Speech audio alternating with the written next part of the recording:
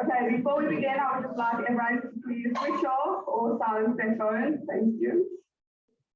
On behalf of Kilat Shivtei Rabben David, and all who put our Kilat together, welcome to our Yom Hashoah ceremony. Up until recently, we have relied on the survivors of the Holocaust to tell their stories. We would listen to their accounts with great interest, trying to absorb and record their every word. But soon, the only ones left to tell the story will be those who were too young to remember and those who did not live through the events themselves. It falls then on us and future generations to repeat the narratives and find a way to listen for and share the voices of those who experienced the Shoah. The Shoah brought about the near decimation of the Jewish population. 6 million people were extinguished, families were torn apart and wiped out. Memories, memorabilia, so much lost. Tonight we take an accounting of our collective memory. Throughout our ceremony, we will light 6 candles representing the 6 million Jewish people ruthlessly killed. Each candle will be lit by someone in our community to honor the memory of loved ones. We will hear a little bit about their stories and we will help to hold on to their memory. We will also hear from someone who has recently returned from his Poland trip and his response to that experience. We will share songs and poems with the purpose to move us with the task of remembering the Shoah Torah, reminding us to carry the responsibility with us.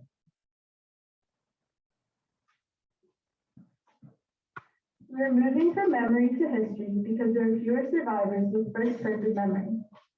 When speaking about the Shoah, we used to say never again, but tonight we also say never forget.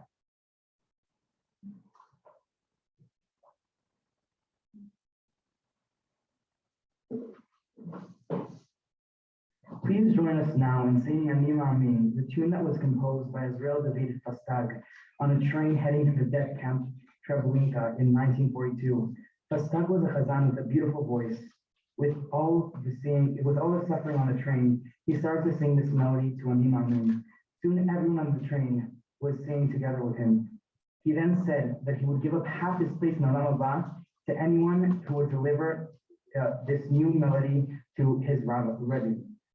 A boy jumped off the train and escaped when he made it to the Rebbe. He sang the Chazan's melody. The Rebbe was so moved and said, with this tune, they went to the gas chambers, and with this tune, we will march to the great Mashiach. To greet Mashiach. There you go.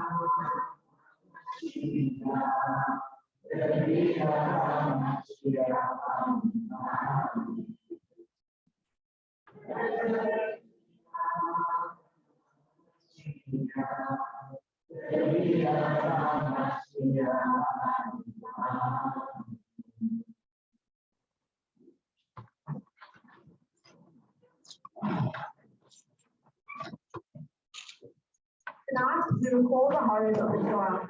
We also try to capture the Gevurah, the mark of our resilient people of spirit and strength. Let us begin by listening carefully to the stories of those within our own community. I'd like to call out Batia Malkiel, a survivor, to light the first candle in memory of her parents and to share some of her stories.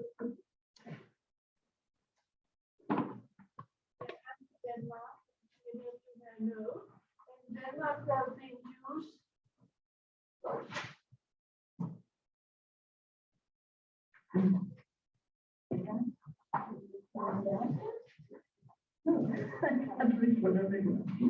Okay, there have been Jews in Denmark for the last 400 years, and already in 1760, Pinchas ancestors, one of his ancestors, bought his right to stay in Copenhagen for 100 riksdaler.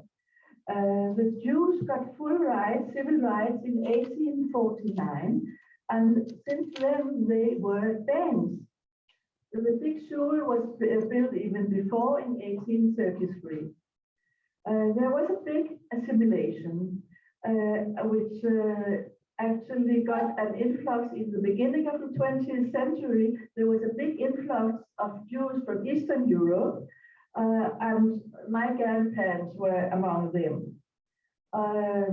The Germans invaded Denmark on the 9th of April, 1940. But as they needed the Danish agricultural produce, they let the Danish government and the king stay. But with time, the Danes got angry at the occupation and sabotaged those railway transport with the produce. And in August 1943, the Germans demanded death penalty for saboteurs that touched German property. The Danish government refused, and then they were dispersed. And now the Germans were free and prepared to catch the Jews.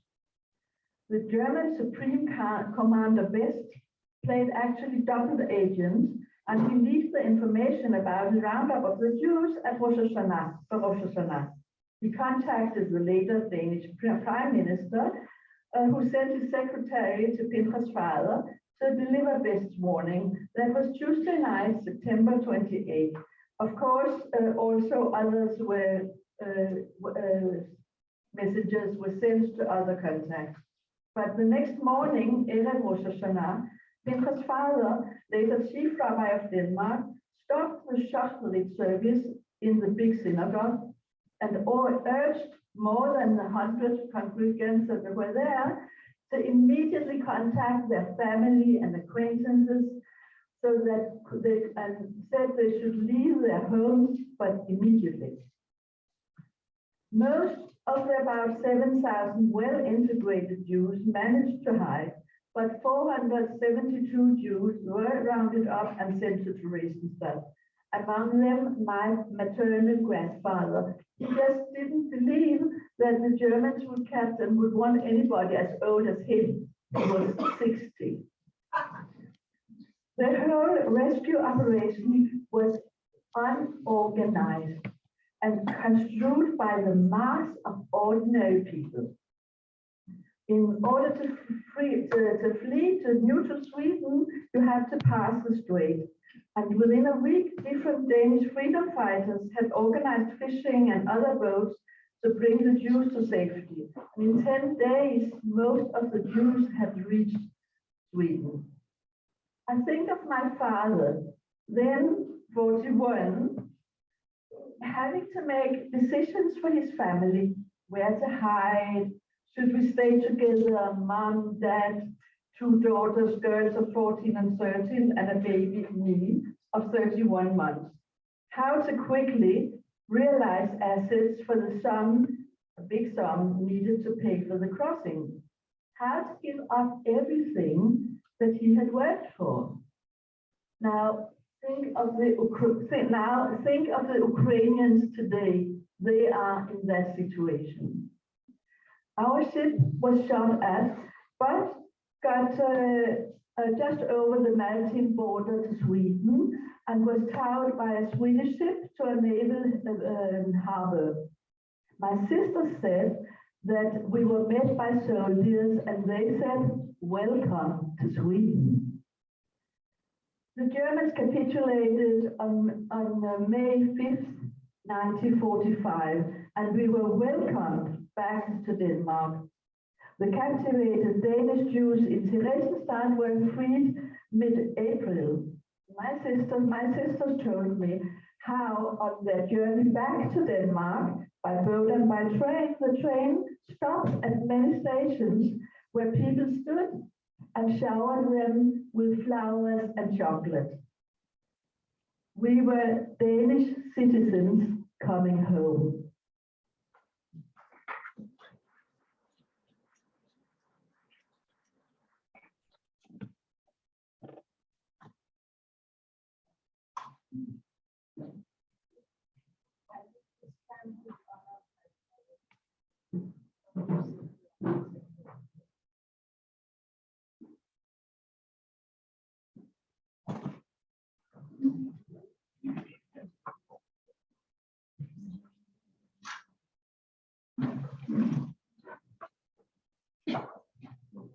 I am honored to invite Yael Goldberg and Gabriella Leidenheim, her sister, granddaughters of our beloved Shivtei members, Shirley and Wolf Raiden, Zichronam Livracha, to light the second candle in honor of their memory.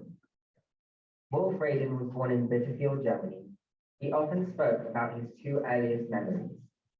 The first was his trauma of the Kristallnacht, and the second was when his father was arrested for not stepping off the pavement when a German army officer walked by.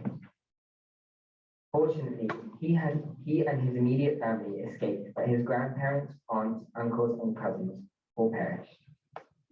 When Shivtei was being built, Wolf and Shirley wanted to offer a donation. They chose to donate the memorial wall that you can see outside because they felt that it was so important to remember the horrors of the Holocaust, which Wolf worried could happen again. Shirley just passed away last month. May her memory forever be a blessing and comfort. Thank you, Yael and Gabriella.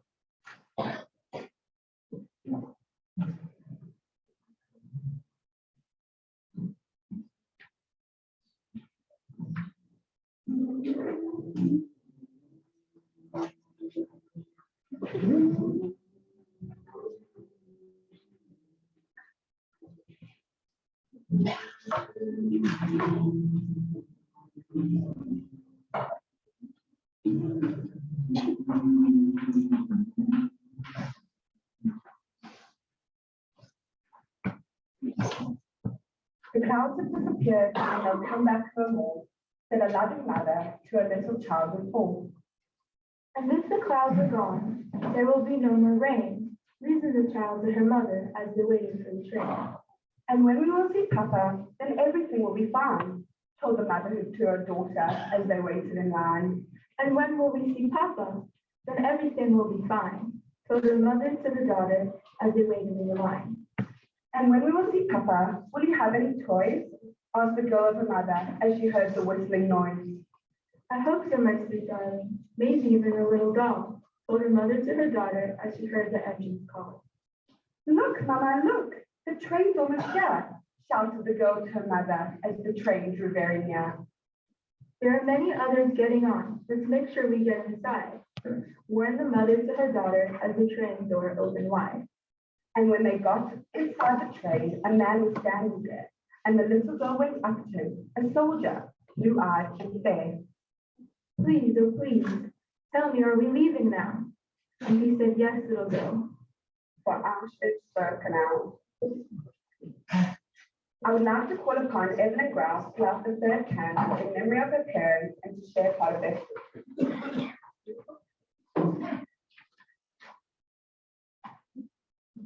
It's very moving for me to be here. Only 17 years ago, my father, Nick Campbell, here in Shivtei, outside, when Mr. Max used to organize the ceremony.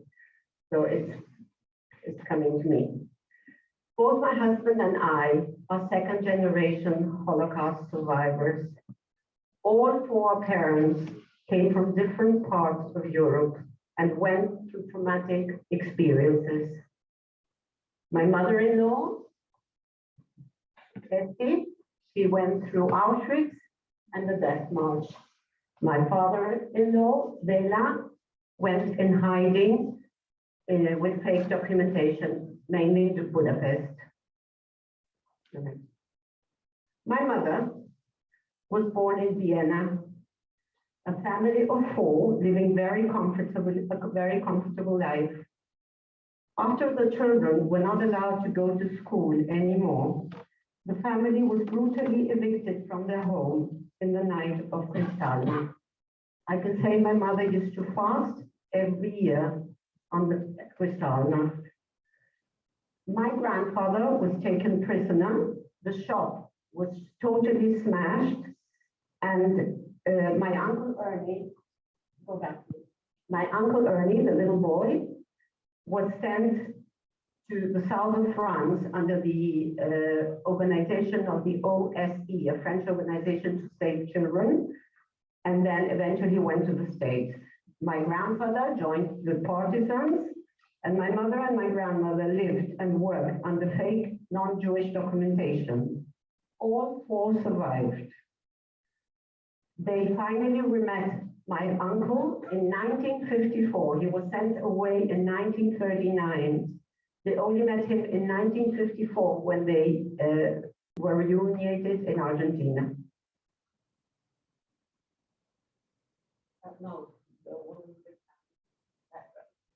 So my father was from Donaueschingen, Donaueschingen today in Slovakia. He had a big family, parents and 9 siblings. He and his brothers, together with many cousins, young boys, were sent to labor camps. My father worked for the Germans under the Hungarians in Győr in Hungary. At the end of 1944, he received a Wallenberg Schutzpass. And with that, he went to Budapest and hid in the protected homes of the Swedish embassy. Budapest was very badly bombed by the Russians. After one of the bombings, my father, who was starving, found a dead horse in the street, cut a piece of meat, cooked it, and ate it. He was, as I say, starving. The war was over, but the Russians took him prisoner. They wanted to send him to Siberia. He reported to be sick and was released. He always said that Hashem didn't abandon him, so he will never abandon Hashem. His parents and 5 of his siblings all perished mainly in Budapest, in Auschwitz. And the last picture, they met in Donaueschingen in 1946. They got married, and after the communists took over the country, they moved to Argentina. We're finally all in Israel, grandchildren and great-grandchildren. Thank you.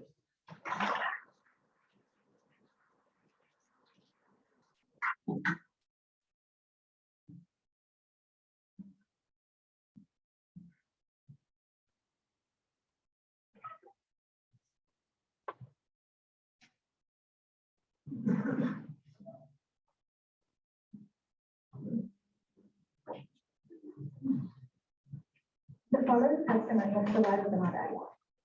The Nazis.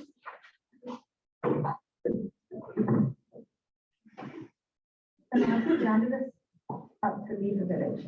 We left all of our belongings in the house. My father had a very long day. He was a Satmir Chassid, and the went up and jumped on the wagon and took a match to my father's bed. My father started to scream, and my mother was crying. He was still alive after we burnt his bed. They shaved him, and they shaved all the men in the ghetto. On the second day of Shavuot, the Nazis told us we were leaving the ghetto. They took us to the railroad and put us in a train car with no seat. They put 60 to 50 each in each car with a dish for a toilet. The train stopped when we came to Krakow. There was a drop window in the train car. It was closed and sealed shut with wire. My sister was 2 years younger than I was. The older children were off doing their own things, but my sister and I were so close to each other. I loved her so much. She heard the SS talking outside and she wanted to look outside the drop window, and all of a sudden, I heard a shot. She fell into my hands and we started to scream. So an SS opened the door and he said, "One thing I can tell you is that if you make any noise, they will shoot the whole car and the whole car will be dead." What could we do? We were with her lifeless body almost 2 days until we got to Auschwitz. Please join us to sing our next song, Legacy.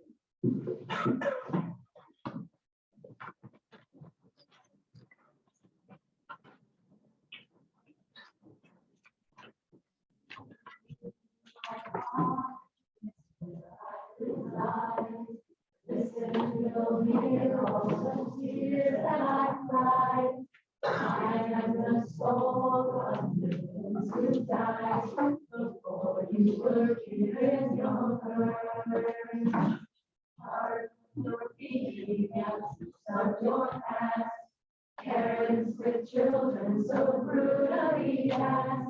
This is my legacy, please take it back. Go tell all the people on earth. Memories that may grow older, as you grow older, I can disappear. The burden is now on your shoulder. You have a message, you must take that here. Please never forget me. I am the spirit that must live on. Long you never met me.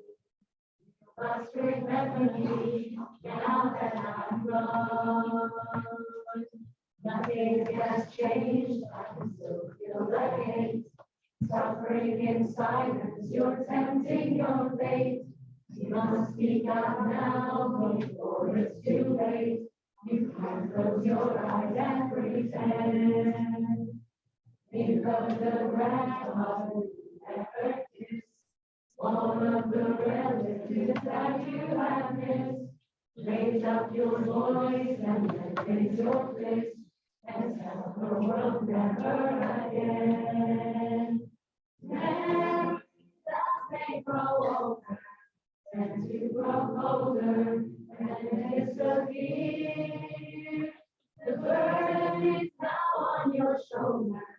You have a message, you must make them hear. Please never forget me. I am a spirit that must live on. Though you never met me, you must remember me now that I'm gone.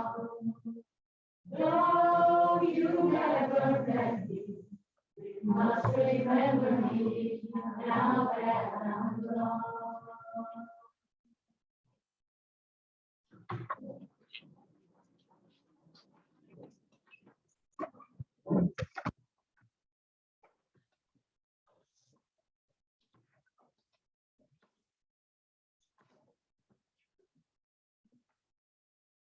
The world of soul was destroyed by the Nazis, and forest scholars were renamed from again and educators.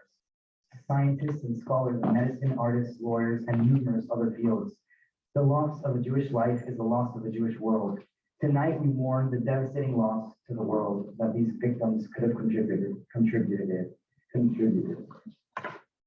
I would like to call upon our Sheva Mahler to light the fourth candle. Okay. So I'm lighting the fourth candle in memory of my aunt Ellen Sophie, who was a youth counselor who saved the lives of many Jewish children in Holland. by accompanying groups of them to England and returning to Germany to take more.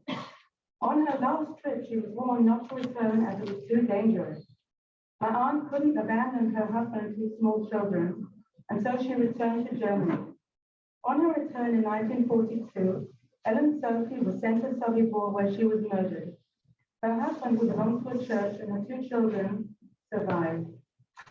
The camp is also being lit in memory of my 2 uncles, Werner Mordechai, who died of pneumonia while hiding in a cellar in Holland, and Horst Yitzhak, who together with his wife Betty, was murdered in Auschwitz.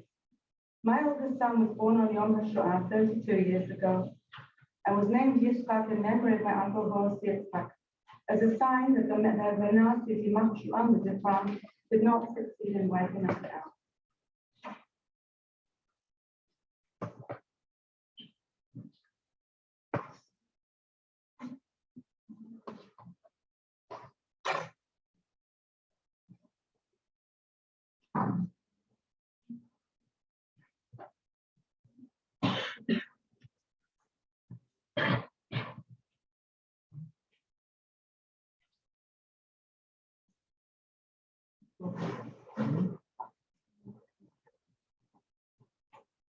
How do we fathom the deaths of almost 1.5 million children? Today, they would have been among our teachers and leaders, writers and poets, rabbis and artists. They would have been the mothers and fathers of the Jewish world, but is no more. We will never know what those mothers' children would have contributed to our communities, to our people, and to the world. We could only hold fast to our own children, our own future generations. We can only strive to safeguard and continuity of our people.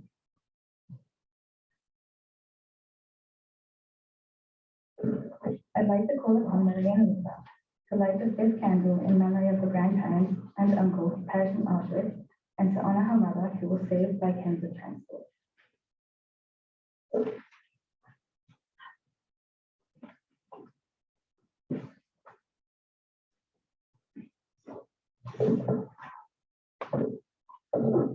At the bottom of the drawer in my mother's bedroom, there was an album full of sepia photographs. As a young girl, I sometimes took it out and looked at it and wondered who all the people were. But I learned over time not to show it to my mother and ask her about it because her eyes would immediately fill with tears. My mother Hilda was born in 1921 in Leipzig, Germany. Her mother died in 1931 and her father remarried a few years later. I knew she had a young stepbrother, but I knew nothing about him. Her elder brother left for Palestine with youth Aliyah in 1936 and eventually founded kibbutz in Anatzir. In February 1939, there's Rosa and my mother and her brother when they were little children. And that's my mother with her mother. In February 1939, my mother left Germany 1 month before her 18th birthday. She only just made it onto the Kindertransport, the hastily arranged program that rescued some 10,000 children aged between 2 and 17, who were sent alone by train from cities in Germany, Austria, and Czechoslovakia to safety in the UK from December 1938 until the last known transport from the Netherlands in 1940. Kindertransport took place in the months leading to the outbreak of World War II in September 39, when there had been one train waiting full of children to leave Czechoslovakia that never did leave, and all those children perished. Like all the other young refugees, my mother was allowed one small suitcase, which included that photo album. Before she died in 1996, she rarely spoke about her childhood in Leipzig, her experiences on the Kindertransport, or what it was like living as a refugee in wartime London. The trauma and pain were too great. So my sister and I have tried to piece together her family story by speaking to surviving relatives and tracking down books which document the lives of the Jews who perished. A few years ago, we discovered in a book of memory published in Italy that my grandparents and Jacob, her baby brother, were in internment camps in Tuscany, and they were arrested in Lucca, one of the most beautiful places in the world, on November 30th, 1943. They were transported to Auschwitz on train number 6 on January the 30th, 1944, and were, to quote the Red Cross telegram received by my mother, alive for the last time on February the 6th, 1944, when Jacob was just 5 years old. On Yom Hashoah, a few years ago, I Googled quite randomly Yisrael Awahan, my grandfather's name, and to my astonishment, I saw that his name appears on a wall in the Shoah Memorial of Milan, in Milan Central train station, from where, on a side platform in one of Europe's busiest stations, he, Adele, his second wife, and young Jacob, along with hundreds of other Jews, were transported to Auschwitz in cattle cars. They were loaded underneath the station, and on special lifts, the cattle cars were lifted up, loaded to the back of regular trains, and no one apparently knew that those trains were destined for Auschwitz. Liliana Segre, then aged 13, was in the same cattle car taken to Auschwitz from Milan with her father. She survived, but her father perished, and for years she couldn't talk about what happened to her. In the 1990s, she began to tell her story and was instrumental in creating the Milan Memorial, which opened in 2010 and which I visited just over 3 years ago. So while I sadly never knew too much from my mother about the lovely life she had as a child at Leipzig, at least I have been able to learn more about what happened to my grandparents and uncle. From my story, we learn how important it is, as you have made mention, that the second and third generations keep researching and keep telling our family's stories, so we all never forget. And hopefully in this way, we will prevent the challenge of Holocaust distortion and denial.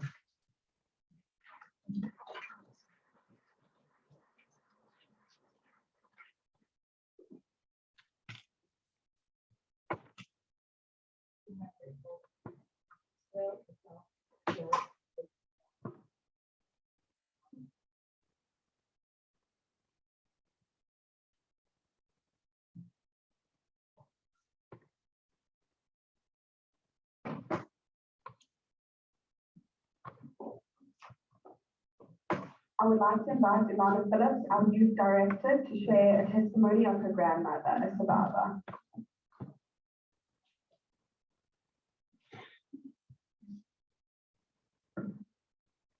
So the pictures up here are my great-grandparents from my mother's side. The young couple is Hilda and David Farkas. Hilda, who we call Mommy, was taken from Czechoslovakia through concentration camps together with her sister Faiga. Her little brothers and her parents were taken to Auschwitz and were killed. And her younger little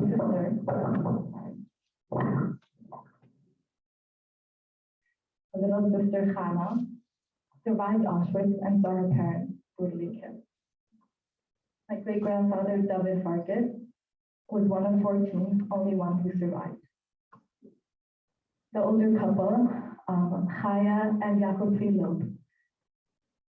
Chaya Loeb was taken from Romania to Auschwitz together with her entire family. She survived the war with her two sisters, one Etta, who made it through the war but survived from overeating at the end of the war, and her sister Suri, who was 6 months pregnant when she was taken to Auschwitz. She had a baby girl in Auschwitz, and as my Sasa used to tell us in her testimony, she said, "We don't know where the SS took her." I would like to share a short part of my Sasa's testimony. She shares her experience of when she reunited with her brother and brother-in-law in the bunkers of Auschwitz. She was told by someone else that just a few bunkers away, her brother and brother-in-law were there. So she said she has to do everything she can to go and see them. She begged the guard, the copper of her bunker, to let her out. And when she got out into their bunkers, the copper of that bunker said, "I'm not letting you in." And she begged him, she said, "Come on, you're a Jew like me." And she even gave up her portion of blood, which was really her survival, to go see them. When she got into the bunkers, she yelled their names. Her brother, Israel David, and her Israel David Haller, which was her last name, and her brother-in-law, Aaron Rosenbaum. She yelled, "Israel David, Aaron Rosenbaum." And all of a sudden, this boy answers, "Yeah," and it was Israel David. And he looks at her and he says to her, "Who are you?" And she answers in a shocked voice, "I'm your sister." He says, "What's your name?" She says, "Chaya Heller, your sister." And he looks at her and he says, "You're a Meshugana, you're crazy. You're not my sister, you're not normal." And as my Santa says, she was shaved. She had no hair on her. She said, "I really looked crazy. I had no shoes and just one piece of cloth on me, and he didn't recognize me." And she was sitting there crying and crying. Her brother-in-law came, Aaron, and he said, she looked at him and she said, "Aaron, tell him, I'm your sister. I'm his sister, I'm Chaya Heller." And he looks at her and he said, "You're not normal." She said, "I spent 10 minutes there and I just cried and cried and cried." My Santa made Aliyah to Netanya. She was a very strong woman, and as everyone used to say, Santa always said that she was going to be prime minister one day.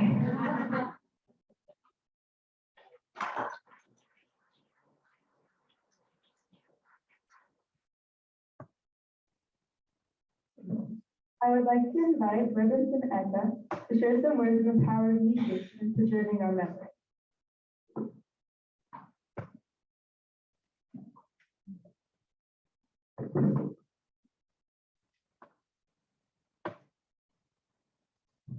How do we respond?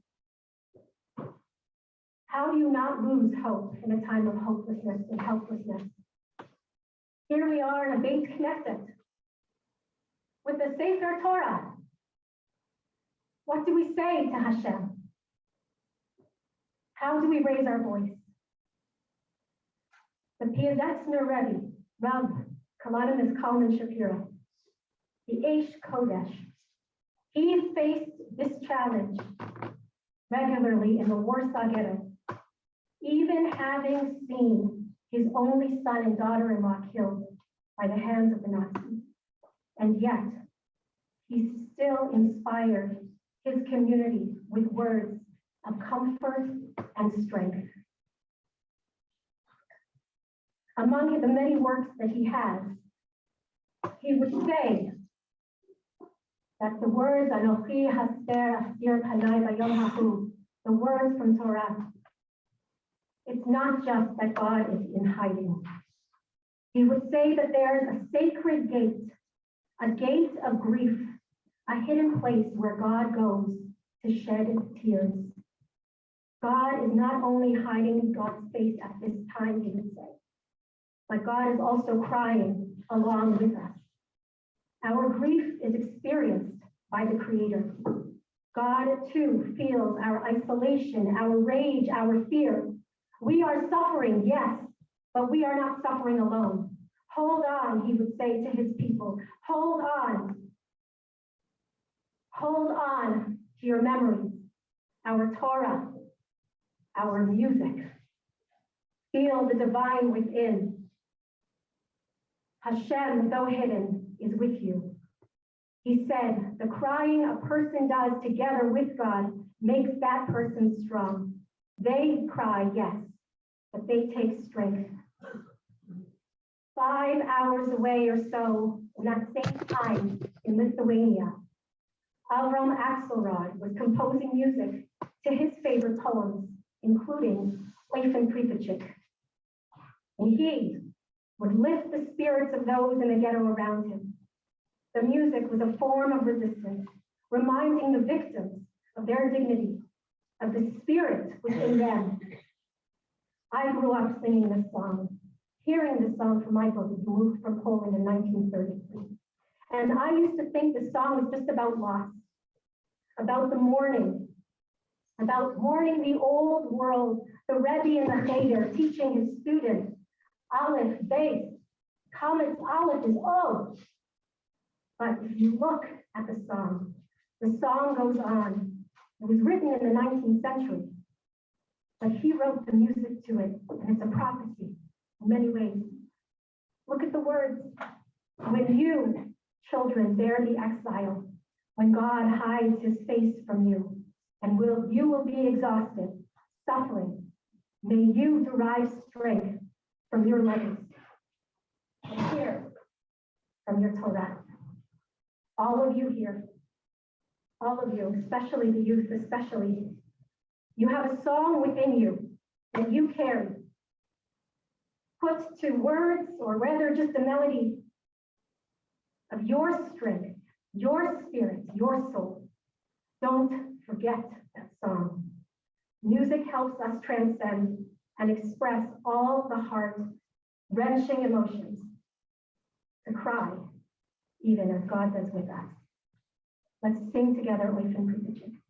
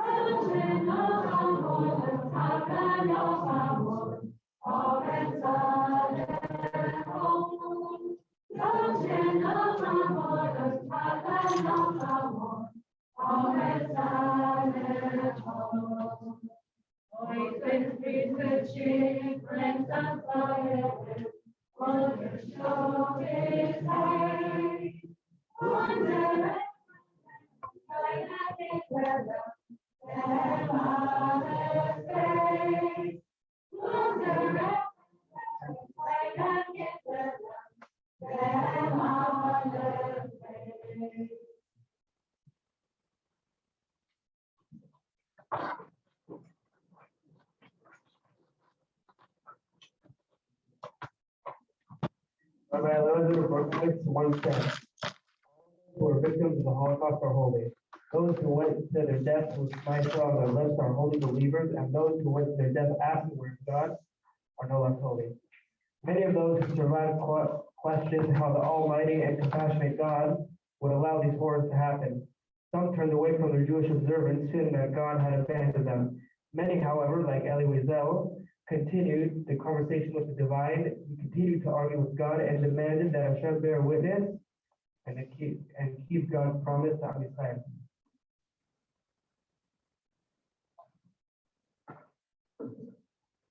In his account of the Shoah from his book Night, Elie Wiesel writes, "Never shall I forget that night, the first night in camp, which has turned my life into one long night, 7 times cursed and 7 times healed. Never shall I forget that smoke. Never shall I forget the little faces of the children whose bodies I saw turned into wreaths of smoke beneath a silent blue sky. Never shall I forget those flames which consumed my faith forever. Never shall I forget that nocturnal silence which deprived me for all eternity of the desire to live. Never shall I forget those moments which murdered my God and my soul and turned my dreams to dust. Never shall I forget these things, even if I am condemned to live as long as God himself. Never."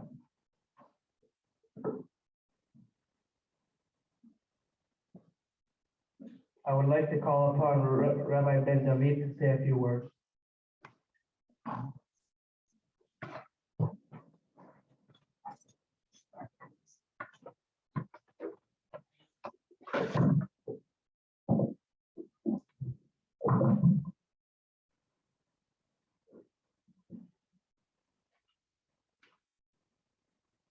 The Chicago ghetto. There was a rabbi by the name of Brother Ephraim Oshri. Brother Ephraim was a communal leader, and people would come to him with questions, halachic questions, heart-wrenching, terrible questions that we should never know of, and that we should never need to ask. And one question that he was asked came from a young boy who was 11 years old.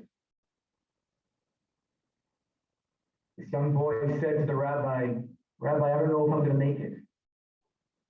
So many people have died. We don't know what the future will hold. But please, would it be okay if I put on tefillin? I'm only 11 years old. My bar mitzvah is in 2 years. Can I put on tefillin now? Because I may never be able to fulfill this mitzvah. And Rabbi Ephraim responded, a long halachic analysis explained that, of course, this young boy could put on tefillin. Truth is that if a person is able to guard their body, an 11-year-old can indeed put on tefillin. And that's what this young boy did.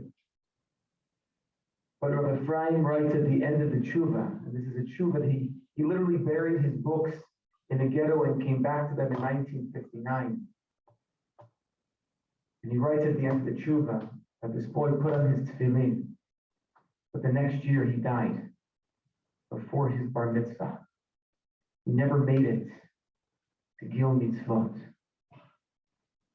When I think about this story, this question,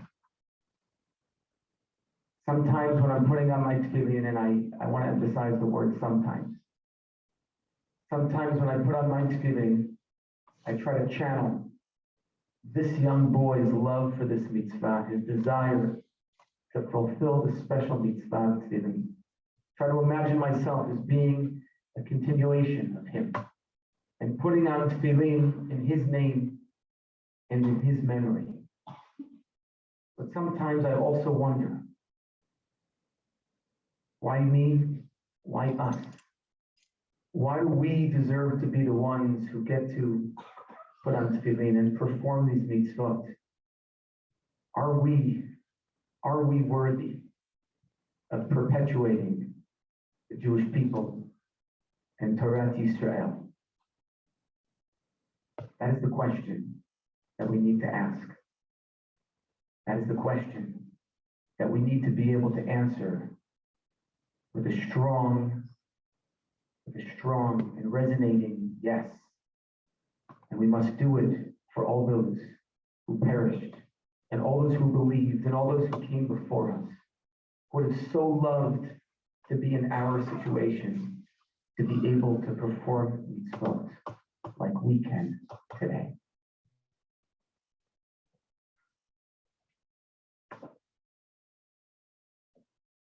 Thank you, Rabbi, for that beautiful story. I would like to call out Dan Hockenberg to share his reflections on his recent trip to Poland. We invited Dan to light the sixth candle on behalf of all of us youth, bearing witness to the Shoah and declaring never forget.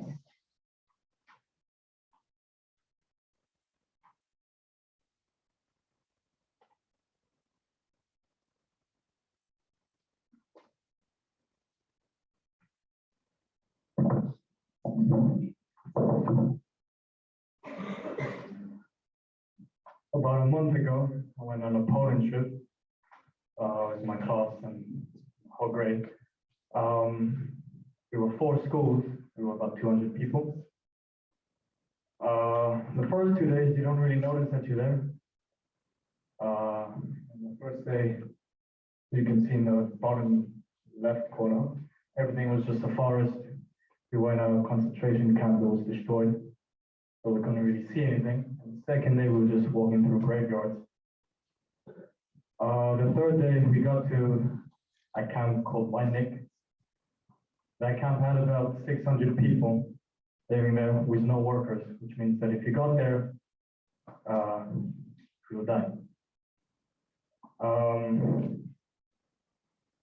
Walking through a concentration camp, you see a big statue from far, not really noticing or thinking too much about it. We walk past a white house, and eventually we get to this small looking house, so we're not thinking about it too much.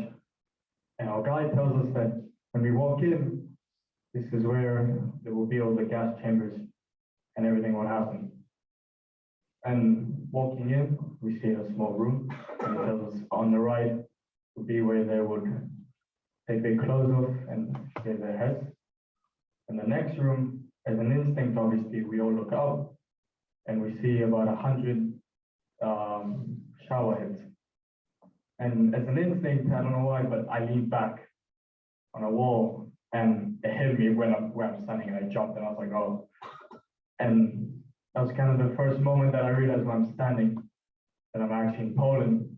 And for the first time, I had a feeling of just utterly nothing.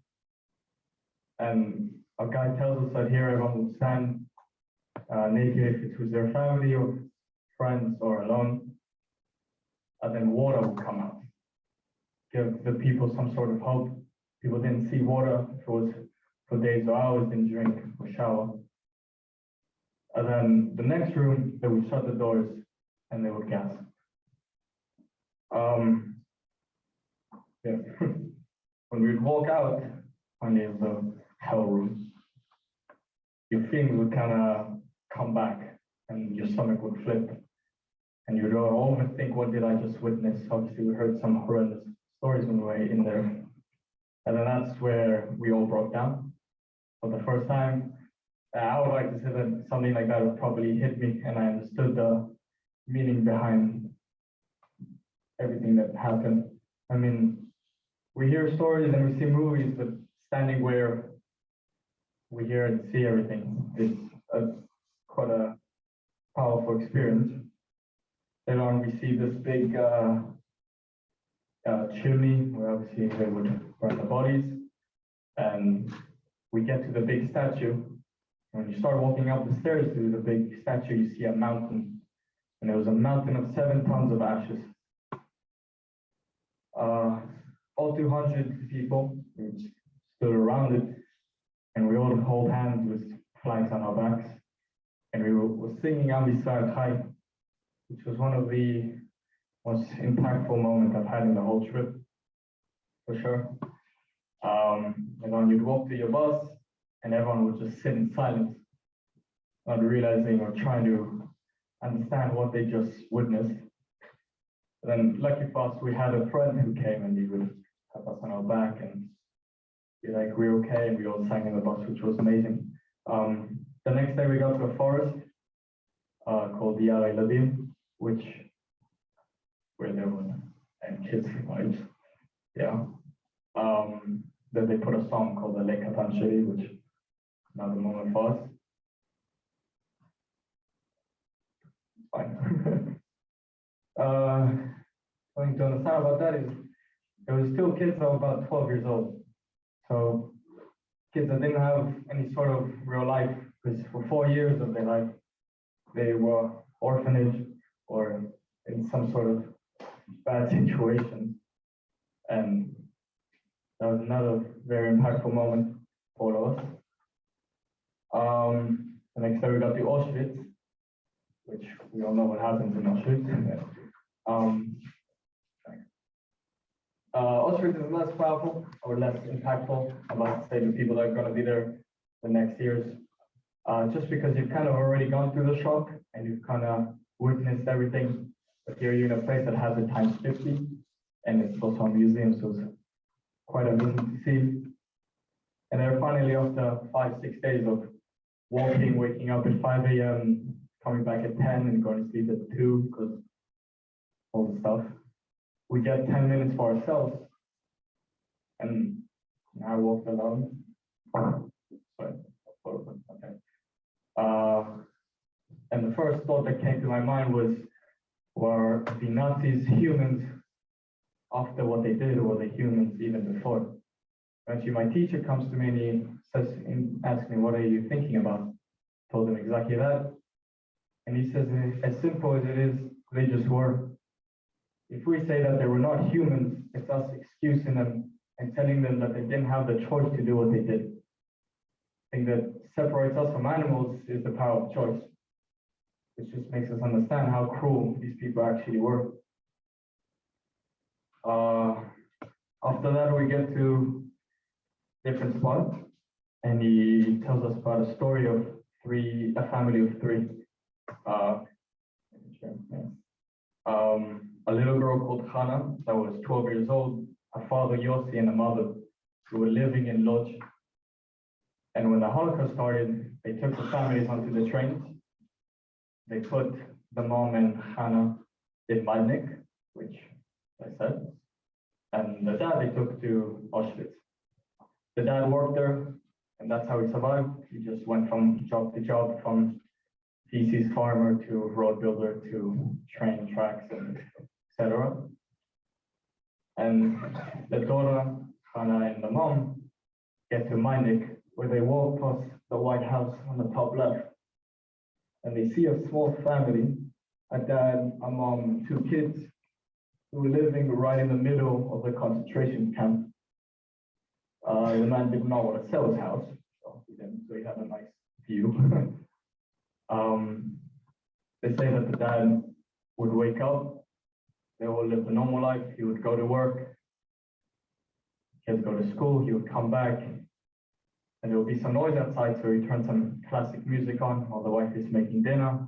So he does a family, they go to bed, he wakes up, classic music on because there's some noise outside, breakfast, work, and repeat. Just a normal life. And when Hannah and her mom walk past the family, they wave to them and they say goodbye. And the mom, they straight away took to the gas chambers. Hannah lived there for about 2 years until they finally took her one night alone.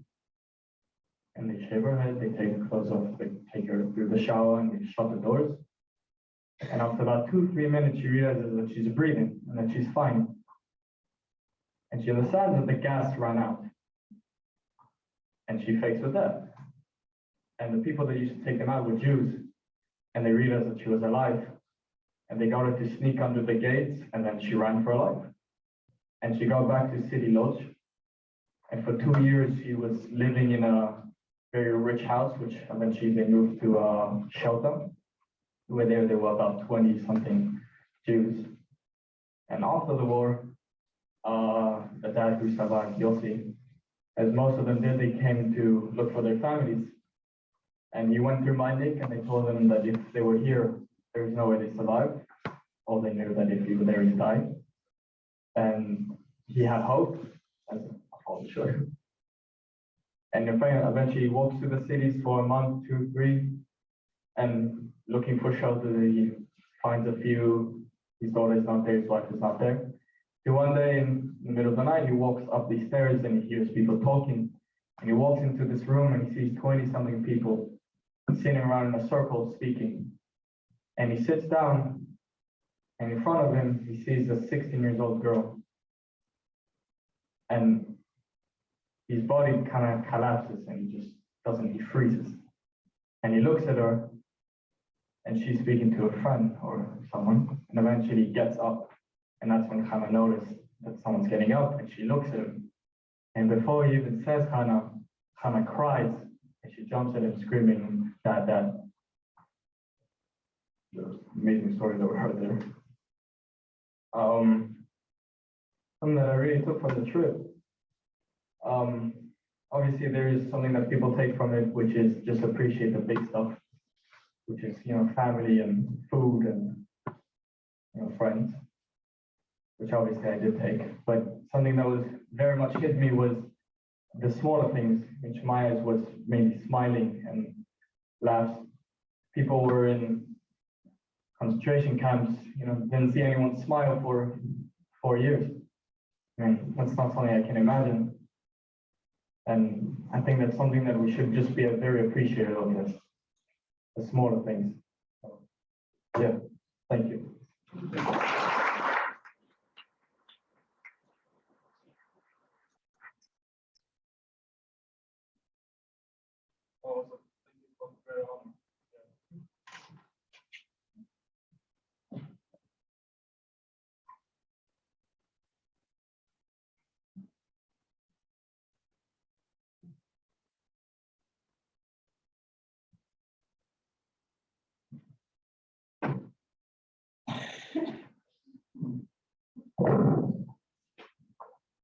Today is not only Yom Hashoah, a day to remember the horrors. It became known as also Yom Hashoah Ve'Hagavua, a day to remember the inspiring heroism of our people as they resisted the assault of the Nazis. In the midst of the darkness of the Holocaust, we desperately seek the light of heroism. We search for the names of those who led the uprising in Treblinka and the courageous fighters of the Warsaw Ghetto. We also remember the Jewish partisan fighters who took up arms against all odds and fought the enemy.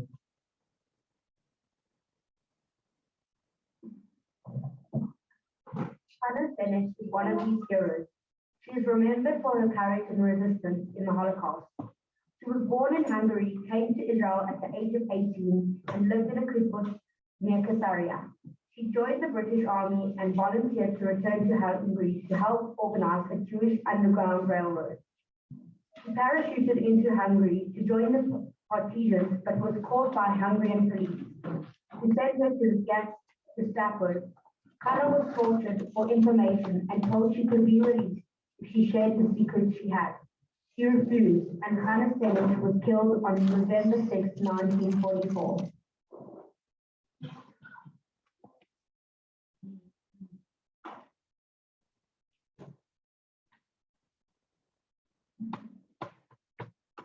Senech became a true hero because she fought for something in which she believed strongly, or not even. And the Jewish underground railroad helped rescue 4,000 Jews. Hannah Senech wrote songs and poems, and this upcoming one has become very well known. It's a reminder of the will to continue to live, to grow, and to seek out even the hidden miracles of this painful world.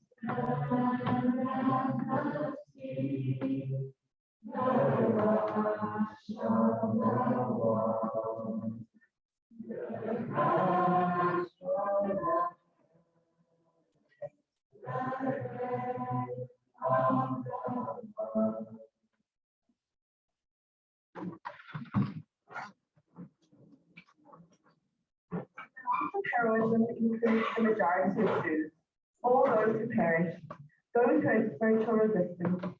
We recall the teachers who continued teaching in the ghetto schools, declaring to the world that even in the face of death, the learning of Torah must go on. We recall the many whose identity as Jews was strengthened in the ghettos, those who could have passed as Aryan, but chose instead to share the fate of their people.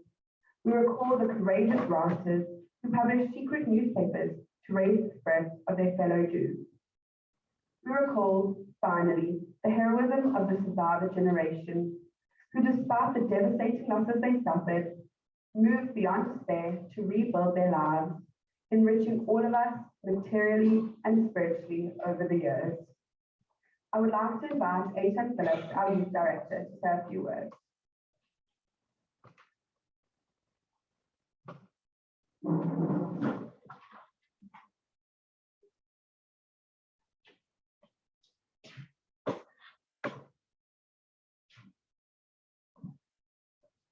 Because we're towards the end, I just want to say thank you to everyone who put this together, especially you, Lana and Etta gave endless hours.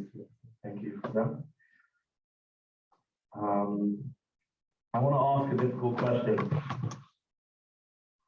What does it mean to never forget? Let's try and be real for a few seconds here. Do we not just want to forget a little? Surely we cannot bear the burden of constantly remembering children being taken to gas chambers while holding teddy bears, or shot in pits mercilessly while their mothers cried Shema Yisrael.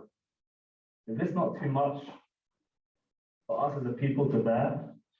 Surely it's enough already. Maybe our children will even tell us, there are no survivors left, Abba. Yalla, dai falachvo.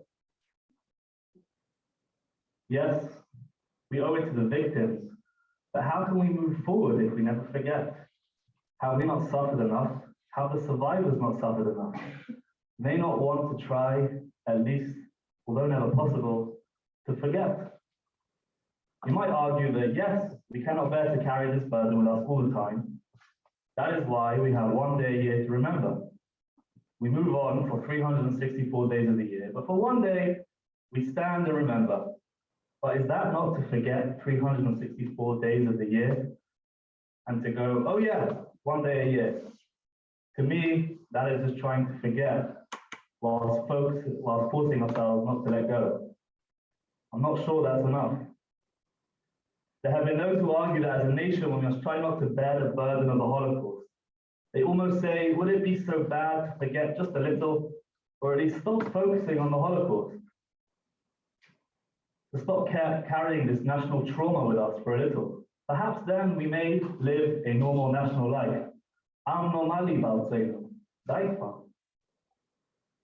There are also others who maintain that we must never forget that as a nation, we must not learn anything about our identity, nor to take any real national lessons. They claim that the Holocaust was a human disaster, and that is all that it can be, and that's all that should be learned from it. It must be left in its place. To me, this version of never forget means that we must only pursue historical memory when we refer to never forgetting. Perhaps there is an alternative answer to not forgetting. Not forgetting the Holocaust means that no, we cannot bear to think on a daily basis about the millions of Jewish lives that were tortured, but we must not forget its personal and national consequences. We now stand 77 years after the end of the war with a Jewish population of around 15.2 million. Before the war, we had a population of over 16 million. That is to say that we still have not recovered in terms of population size. Those 6 million Jews, those 1.5 million children who have grown up to could have grown up to have Jewish families. They were taken from us. As a nation, we have not yet recovered, and we may never, but surely we must try our utmost to recover the good that they could have achieved. Surely it is our national and personal obligation to pursue the good that would have been and now will never be. Rabbi Sachs used to say that the lesson that he learned from the Lubavitcher Rebbe was pretty simple. If Hitler hunted every Jew in hate, we must hunt every Jew in love. It is clear that the Nazis did not just hate Jews, but they hated what we stood for. They hated Judaism. Hitler once said that to be a Jew was to have a conscience. Let us declare that to defeat Hitler does not mean to be less Jewish, but to be more Jewish. To do more Torah mitzvot, to do more good in the world, to embrace our Judaism more and more each day, to contend what does it mean to be Jewish? What does Judaism stand for? If to be Israeli or Jewish means to be like everyone else, then what is it that the Nazis could not stand about us? We stand for something unique, something different. We have our own ethics, values, morals, and relationship with God. So let us never forget to hunt every Jew in love and not in hate. Let us never forget to pursue good and truth rather than evil. Let us never forget that there is so much Torah mitzvot that is missing from the void left by those taken from us in the Shoah. Let us never forget to embrace what it means to be Jewish. Let us never forget that we are not here to be anomali balzenu, Hakadoshim Tiyu, to be different, to use our freedom here in Medinat Israel as a platform for bringing good, truth, and holiness into the wider world. That is how we will never forget.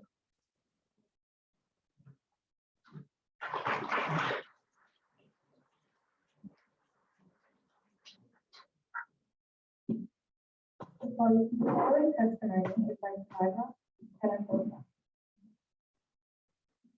When we were liberated by the American army, they were afraid to come into the camps because There were all sorts of infectious diseases. Most of us were taken to the hospitals, and many people died in the hospital. I was very sick, but I was getting better. It was spring and it was beautiful out.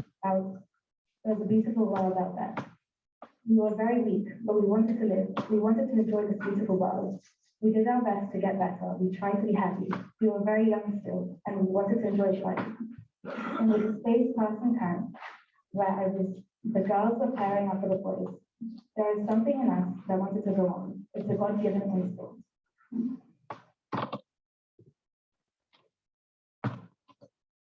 I invite Ari Gluck to please lead us in Kel Malera Chamin as we all focus our thoughts and hearts on the souls of those lost. May they rest in peace. Please rise.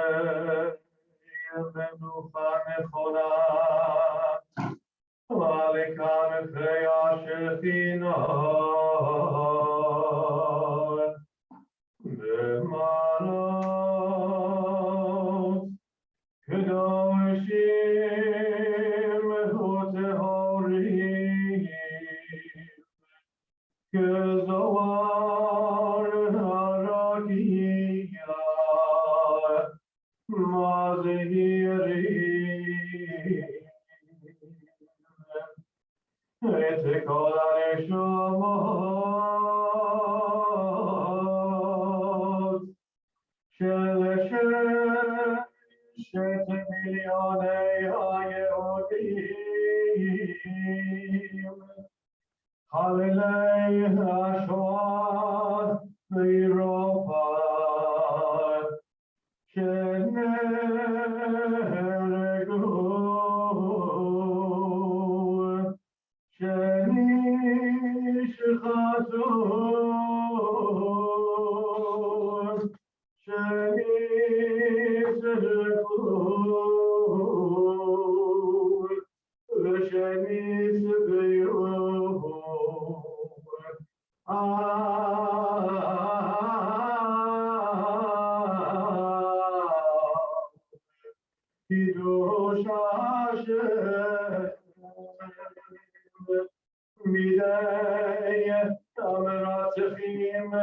הגרמנים, הנאצים ועוזריהם משאר העמים. לכן באו רחמים, יסירם בסתר כנפיו לעולמים. ויצרור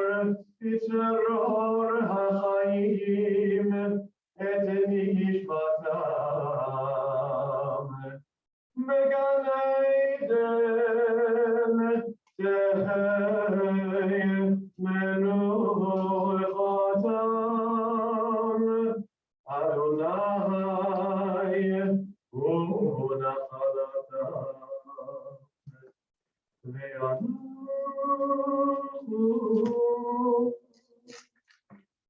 ושלום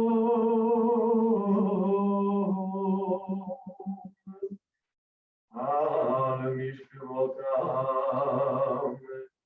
ונאמר אמן.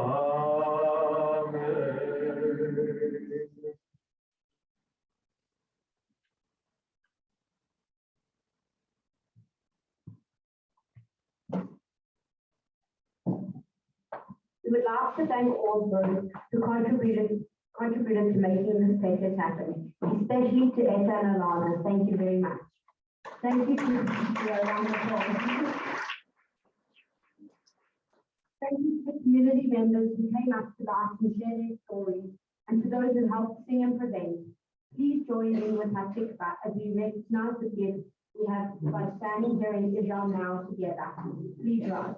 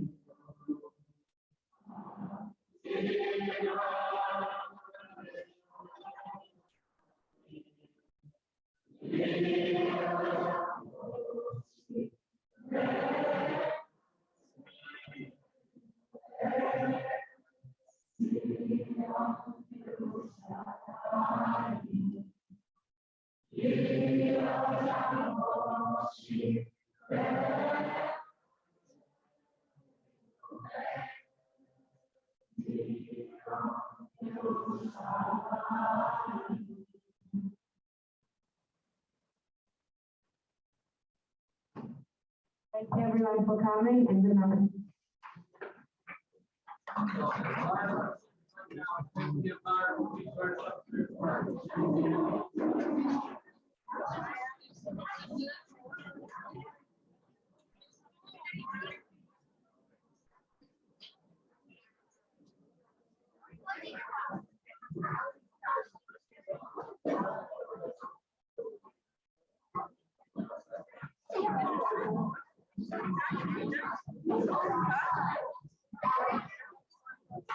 Shivtei.